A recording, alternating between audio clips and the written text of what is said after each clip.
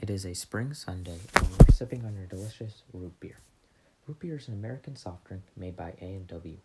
But have you ever thought of the chemistry behind this American drink?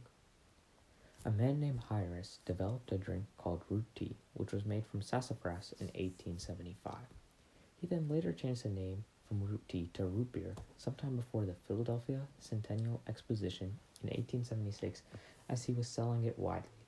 Eventually, in 1893, root beer was distributed across the full United States. Some ingredients inside of root beer are sodium benzoate and citric acid. Sodium benzoate is a chemical compound with the formula of C7H5NaO2. The chemical formula for citric acid is C6H8O7.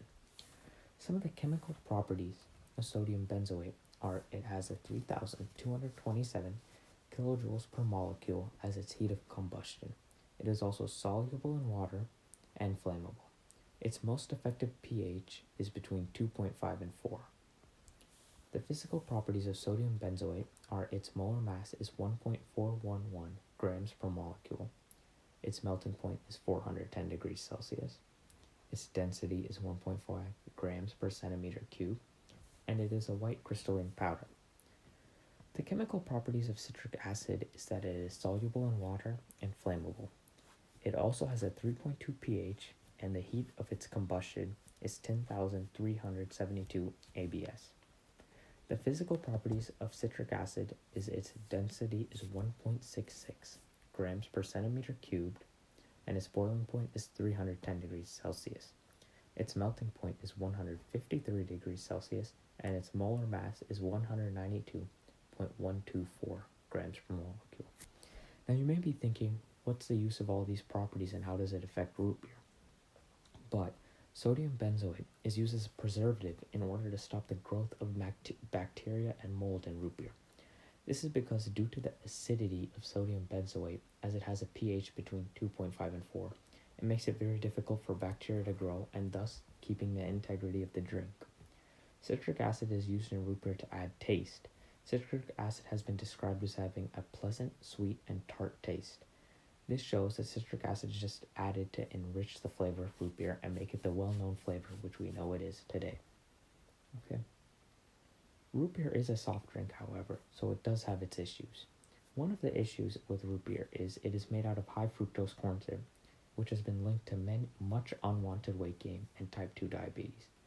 Another issue regarding root beer is that it can damage your tooth enamel. This happens because the sugars inside of root beer interact with the bacteria in your mouth to form acid. However, compared to other soft drinks, root beer is very healthy. Some benefits of root beer is that it protects the liver. This is because the sarsaparilla, which is found in root beer, has protective effects on the liver as it has reverse damage to rats with liver damage. It also has shown to reverse liver damage to humans as well. Another benefit of root beer is that it can help treat joint pain and arthritis. This is because the sarsaparilla root, again found in root beer, is a potent anti-inflammatory. Now you may be wondering where we see these chemicals in other places. We find sodium benzoate in Fanta and other soft drinks such as Coca-Cola. We also find it in our salad dressings. We find citric acid, obviously, in citric fruits, such as lemons and limes.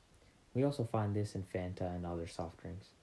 We also find citric acid surprisingly in ice cream and candy. Now, we all love root beer, right? So August 6th is actually International Root Beer Float Day. Historians also believe that root beer was created by accident. They believe Hyras was just experimenting and he accidentally made root beer, but thankfully he did. And also, a root beer float is called a black cow. So I hope the next time you pick up a nice cold can of root beer, you think of the chemistry.